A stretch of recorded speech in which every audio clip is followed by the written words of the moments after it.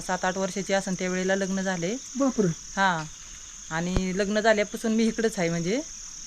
तर मग तेव्हा आल्यापासून असंच काम आपलं गुराकडं बिराकडं असं वळायला जायला पाठवायची लोक माणसं आणि असं काम करायलाच लागायचं. गेला एक दिवस 2 मुलं गेली. त्यांनी मग ते लिंबू सरबत वगैरे विक्री केली.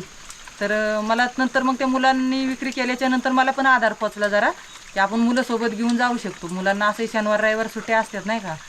मग त्यावेळेला त्याच्या दुसऱ्या आठवड्याला मी मुलांना सोबत घेतलं आणि मग गेले हे करायला. तेव्हा मग 2 रुपये भेटायला लागले. तेव्हा आम्ही 5 रुपये ग्लास वगैरे विकायचो तेव्हा.